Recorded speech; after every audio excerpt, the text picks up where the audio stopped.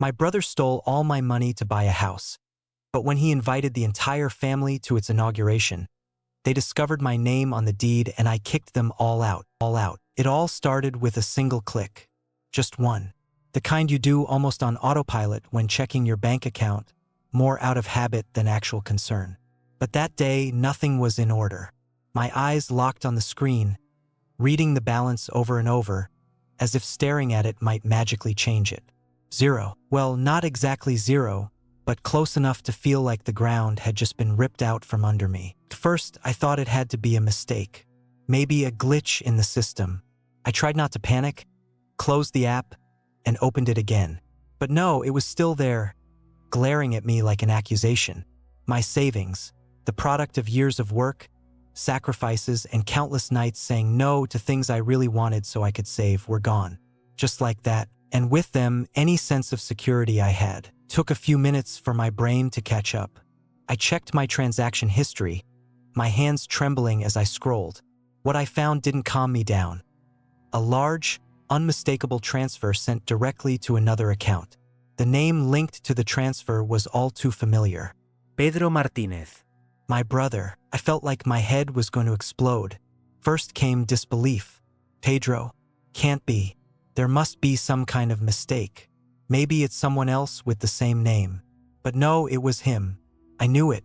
A mix of rage and heartbreak hit me like a punch to the gut, because it's one thing to be robbed, but when it's your own brother, someone you're supposed to trust, it breaks you in a way that's hard to put into words. Memories of our childhood flooded my mind. Pedro had always been the one who got what he wanted, no matter the cost. The charmer of the family, with that disarming smile and his natural charisma. But beneath it all, there was a calculating side that had always been there. I remembered all the times he convinced me to do his homework, lend him things he never returned, or cover for him when he got into trouble. But this was different. This wasn't just some prank. This was betrayal. I didn't know what to do. Call him immediately? Yell at him? Demand an explanation?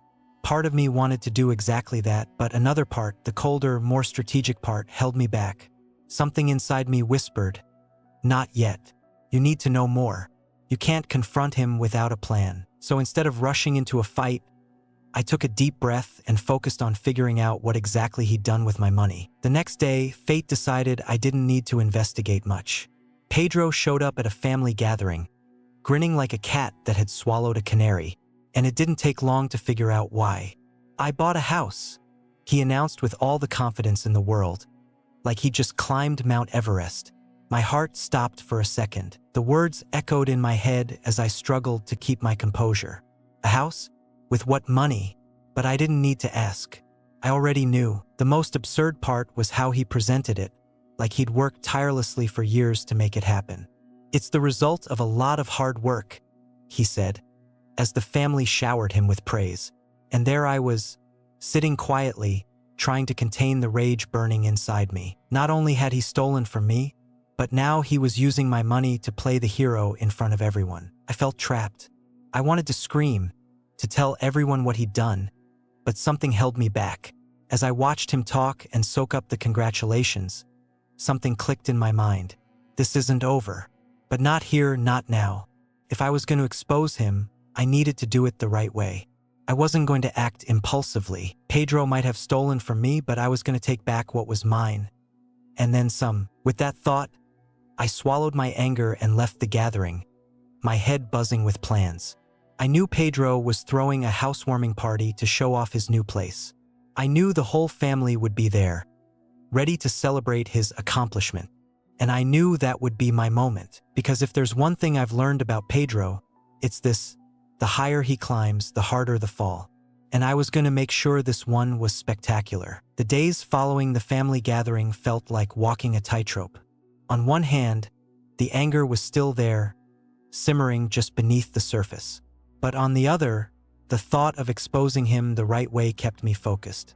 I knew that if I acted impulsively, he'd find a way to twist things in his favor. Pedro was always like that, a master at flipping situations, bending the truth until he came out looking like the hero.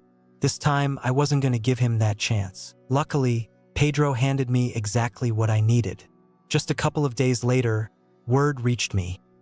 The big housewarming party was scheduled for the following weekend. Couldn't have been more perfect. Of course, he'd want an audience, I thought. He wasn't the type to do anything significant without making sure everyone knew about it. And that was exactly what I needed, witnesses. In the meantime, I got to work. I knew I had to be prepared. I combed through my bank accounts again and again, ensuring every suspicious transaction was documented. Then, I did something I never thought I'd have to do. I looked into the property records for the house. It didn't take much digging, and when I found what I was looking for, it took my breath away. The deed to the house was in my name. At first, I didn't know how to process it. Why would Pedro put the house in my name? The most obvious answer was that he was trying to cover himself legally, thinking it might protect him if things went south. But in his attempt to game the system, he'd unknowingly handed me a weapon I didn't even know I had. That house wasn't his. Legally, it was mine. The irony of the situation made me smile for the first time in days. Pedro had used my money to buy a house, and now, in every official document, that house belonged to me. It was like the universe had handed me the perfect tool for justice on a silver platter. All I had to do was use it at the right moment. That week, as I waited for the party, I couldn't help but reflect on my relationship with Pedro. We were brothers, sure, but we'd always been like oil and water. He was the golden child, charismatic, charming, always knowing how to manipulate a situation to his advantage. I, on the other hand, was the quiet one, the observer, the one who stayed in the shadows while others took the spotlight. Growing up, that meant giving Pedro a lot: toys, attention, opportunities. But this time, he'd gone too far. I reminded myself that this time was different. This time, I wasn't going to stay in the shadows. I had let Pedro take too much from me over the years, but now I had something he couldn't twist: the truth. And the truth was written all over the deed to his big achievement. The day of the party arrived, and Pedro didn't disappoint. The house was decorated like it was the event of the year. Balloons at the entrance, string lights draped across the porch, and a table full of expensive snacks that he clearly couldn't have afforded on his own. I parked a little further down the street, taking a moment to breathe before stepping out of the car. I knew it was going to take everything I had to keep my composure as I watched him gloat, but I also knew it would be worth it. Wait for the perfect moment, I told myself. When I walked in, Pedro was in his element. He floated around the room, greeting guests with his usual big grin, like he was hosting a gala. Everyone in the family seemed impressed, some even surprised that he had finally done something so big. I stayed in the background, watching and taking it all in. I didn't want to jump the gun. What was most interesting was how he avoided looking directly at me. He knew I was there. He could feel it, but he wouldn't dare come near me. Maybe, deep down, he knew there was a line he was dangerously close to crossing. I watched as he led the family on a grand tour of the house, showing off every room like he'd designed it himself. Relatives followed him, nodding and offering their congratulations with enthusiasm. Finally, the moment I'd been waiting for arrived. Pedro called everyone to the living room, saying he wanted to give a short speech. I positioned myself at the back of the crowd, arms crossed, waiting patiently. I knew whatever he was about to say would be the pinnacle of his performance, and I also knew it would mark the beginning of his downfall. Let the show begin, I thought, as he stepped onto a makeshift platform, ready to bask in the glory of his achievement. Pedro stepped onto that makeshift stage as if he were about to accept an award. He wore that signature smile of his, the one he always used to dazzle everyone, a mix of arrogance and charm that had worked for him so many times before. He started talking with a loud, confident voice, thanking everyone for coming and launching into what sounded more like a love letter to himself than a housewarming speech. "This has been a dream come true," he said, scanning the room for approval. "This house represents years of hard work and sacrifice. It's proof of what you can achieve when you focus and put in the effort." Hard work. That phrase hit me like a slap to the face. I had to suppress a bitter laugh, because if anyone in that room knew this house wasn't the result of his hard work, it was me. I felt the anger bubbling up again, but I stayed in place, still and quiet. It wasn't time yet. As Pedro kept talking, emphasizing all he'd done to make this happen, something interesting started to happen. Among the crowd, I noticed a few relatives exchanging glances, small expressions of surprise, maybe even doubt. I could tell that while Pedro was selling a perfect story, some of them were starting to see the cracks. After all, Pedro had never been known for his work ethic or his ability to save money. In that moment, I realized the truth I was about to reveal wouldn't just bring him down. It would shatter the image he'd built for himself. The mask was about to fall, but this didn't all start with Pedro's speech. The real turning point had come days earlier when I did my research and found the deed. I can still remember the exact moment.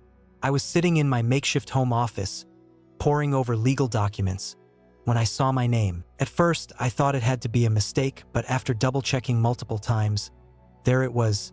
The deed to the house was registered in my name. My initial reaction was pure disbelief. How could this have happened? It didn't make any sense. Pedro had stolen my money to buy the house, yet somehow the property was legally mine. I assumed it was some half-baked attempt on his part to cover himself legally, a clumsy trick he hadn't fully thought through. But ironically, that mistake had given me all the leverage I needed. I spent hours staring at those documents, trying to wrap my head around what they meant. With each passing second, the initial anger started to morph into something else. Satisfaction. For the first time, I felt like I had the upper hand. Pedro had underestimated me, and now I held the perfect weapon to get back what he'd taken. And then some. Back at the party, Pedro finally finished his speech. He stepped off the stage to applause, grinning like he'd conquered the world. The family began to scatter, some returning to the buffet table, others flocking to Pedro to personally congratulate him. And there I was, standing in the background, the documents in my bag and a calmness I hadn't felt in weeks. I knew it was time. Walking to the center of the room, interrupting his perfect little bubble of self-praise and dropping the truth was almost too easy. But I also wanted it to sting. I didn't just want him to feel the weight of what he'd done. I wanted everyone to see him for who he really was. A thief, a manipulator. I waited for the crowd to settle before taking my first step toward the center of the room. I didn't need to speak loudly. My mere presence caught everyone's attention. Pedro saw me approaching, and for a split second, his smile faltered, like he could sense something was wrong. The others began to notice the change in the room, and slowly, all conversations came to a halt. With a composure I didn't know I had, I reached into my bag and pulled out the papers. I looked up, making sure everyone was watching, and then I spoke. "That was a beautiful speech, Pedro. But I think you forgot to mention one small detail about this house." The room went silent. Pedro stared at me, trying to read my intentions. The family looked confused, some clearly intrigued. But no one was expecting what I was about to say. "This house," I continued with a slight smile, "it's in my name." The impact of my words was immediate. A ripple of murmurs spread through the room as the guests exchanged bewildered glances. Pedro took a step toward me, his hands raised as if to stop me. "That's not true," he said, trying to sound confident, though his voice wavered ever so slightly. I didn't respond. Instead, I placed the deed on the nearest table, open for everyone to see, my name clearly printed at the top. The family gathered around the papers, reading silently, while Pedro stood frozen, unsure of what to do. I knew the fall had begun, and all that was left was to enjoy the show. The silence after my declaration was, for me, the true highlight of the night. There was something fascinating about watching Pedro's arrogance crumble piece by piece in front of everyone.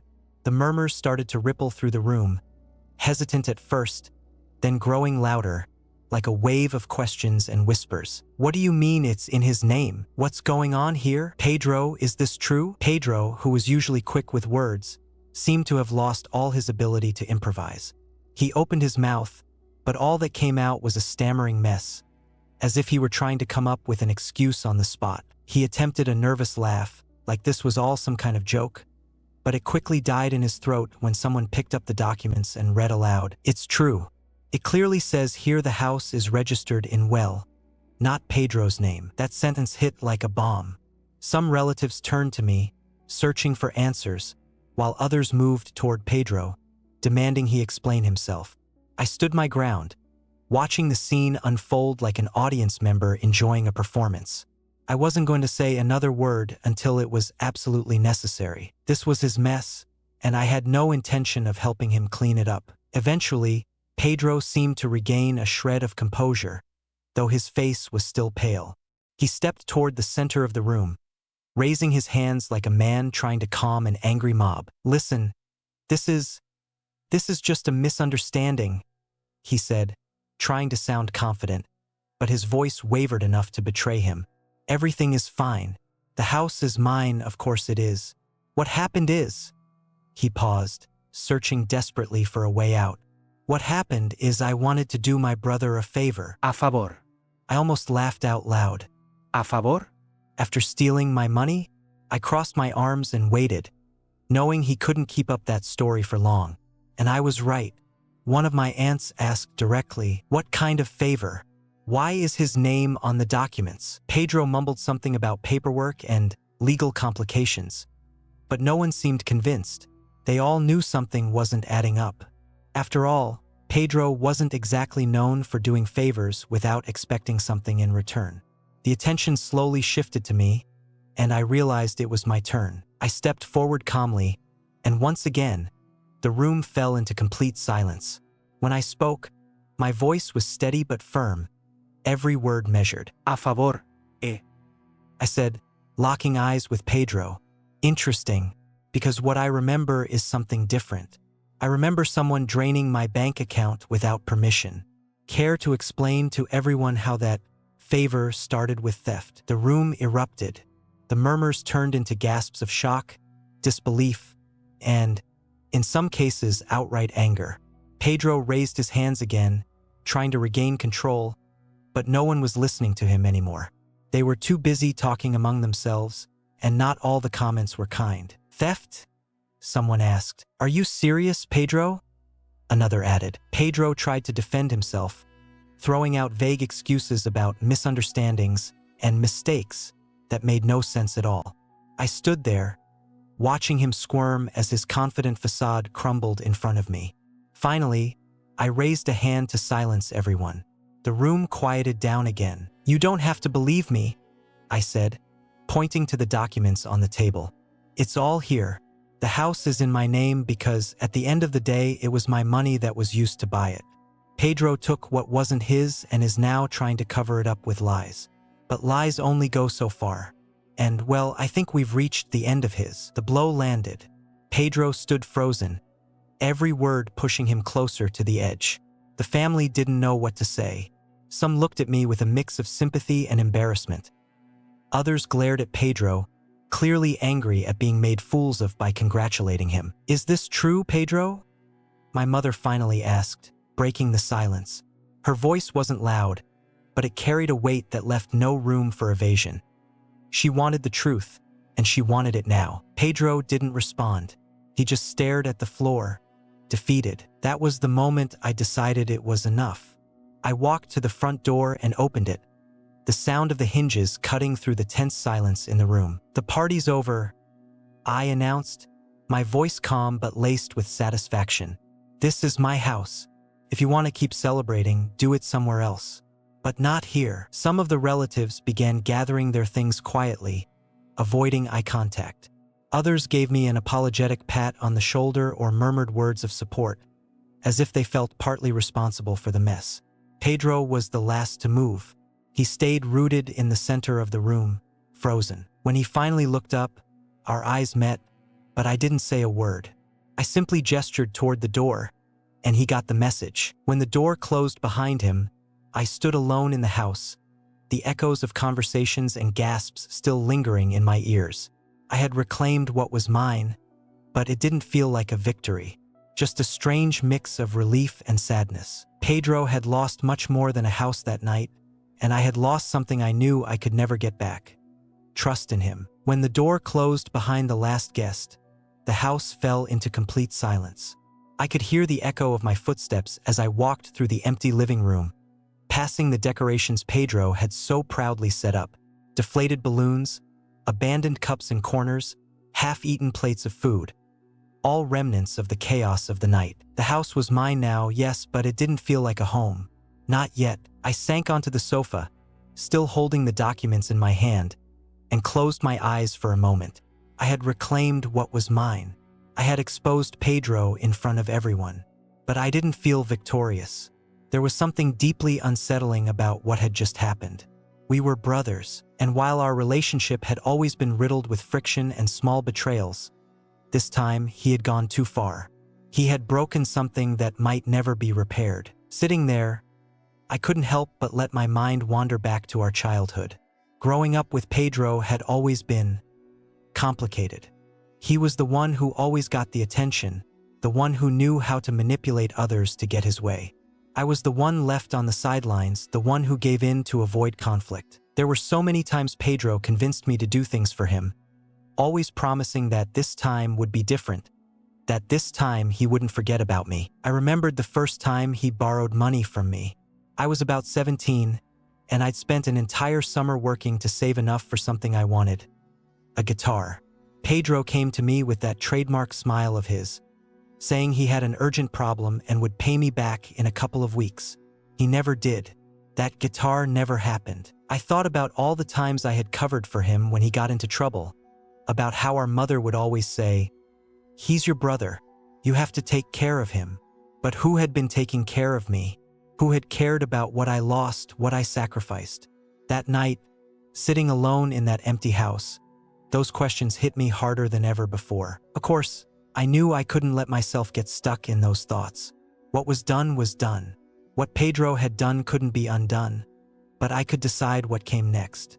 There was something empowering about being in control, about knowing that this time I had drawn the line. And that feeling, at least, was entirely mine. I got up from the sofa and started walking through the house. Every room was a mix of his ego and my effort. The furniture he had picked to impress others. The decorations chosen to make the house look like a magazine spread. Everything felt hollow, without personality. The truth was, Pedro had never wanted this house for the home it could be. He wanted it because it was a symbol of success, of recognition. And for a while it had worked. The family had praised him, admired him, all based on a lie. But now that symbol was mine. I wondered what I would do with the house. Keep it? Sell it? I didn't know yet. The only thing I knew for sure was that Pedro would never set foot there again. That wasn't up for debate. The sound of my phone broke my thoughts. I pulled it out of my pocket and saw Pedro's name on the screen. I hesitated for a moment but eventually answered. I knew this conversation would have to happen sooner or later. "What do you want?" I asked, my tone as cold as I could make it. There was silence on the other end for a few seconds before he spoke. "Look, I'm really sorry about how things turned out. It wasn't my intention for it to end like this." I couldn't help but laugh. A short, bitter laugh with no humor in it. "Not your intention? You drained my entire savings account and used the money to buy a house in my name. What exactly was your intention, Pedro? You don't understand," he said, slipping into that tone he always used when he was trying to manipulate me. "This was for the family. I wanted something we could all have, a place for everyone. But I didn't have a choice. I didn't have the money, and you thought the best solution was to steal from me." I cut him off, feeling the anger reignite inside me. "For the family? No, Pedro. You did this for yourself. Because everything you do is always for yourself." The line went quiet for a moment. I could picture him on the other end, scrambling to find something to say, some argument to make me see things his way. But this time, there was nothing he could say. "I don't want to hear from you again," I said finally, with a calmness that even surprised me. "I hope you find whatever it is you're looking for, Pedro, but it won't be at my expense. Goodbye." I hung up before he could respond. I stared at the phone for a moment, waiting to feel something. Relief, sadness, maybe even regret. But I felt nothing. Perhaps that was the real sign that it was over. That night, before I went to bed, I thought about what I'd learned. Pedro had shown me, in the worst way possible, that even the strongest bonds can break when trust is destroyed. And while what had happened still hurt, I realized something important. I didn't need his approval or his forgiveness. The only thing I needed was to move forward, without him. The next morning, I woke up with an odd feeling. It was a mix of lightness and emptiness, like something I'd carried for years had finally been lifted, but it left behind a space I wasn't sure how to fill. I stayed in bed for a moment, staring at the ceiling, letting the emotions of the previous night settle. I had won, but I didn't feel like a winner. The sunlight streamed through the windows, lighting up the empty living room. I walked to the kitchen, where remnants of the party still lingered. I stopped in front of the coffee maker, turning it on without much enthusiasm, and realized I was standing in the same spot where Pedro had likely stood, imagining what his life here would be like. This house, which he had seen as a trophy, was now a reminder of everything he had lost. I took my cup of coffee and sat by the window in the living room, staring out at the yard. My mind kept replaying the events of the night before. Pedro had always been a central figure in my life, for better or worse. His charisma, his ability to manipulate situations, his knack for always making himself the center of attention. It had all shaped our relationship since we were kids. But last night, for the first time, I had taken control. And while it had been necessary, the cost of that victory was higher than I had anticipated. I decided to take another walk through the house, but this time with a different perspective. Every room told a story. Pedro's rushed decisions in decorating, his choices made solely to impress others. Everything felt so empty, so disconnected. I stopped in what seemed to be the master bedroom and found a box on the floor. When I opened it, I saw papers, documents, and a few personal items Pedro had likely forgotten in his haste to leave the night before. Among the papers were scribbled notes, budgets that clearly didn't add up, and something that caught my eye: a list of things Pedro wanted for the house. Buy designer furniture.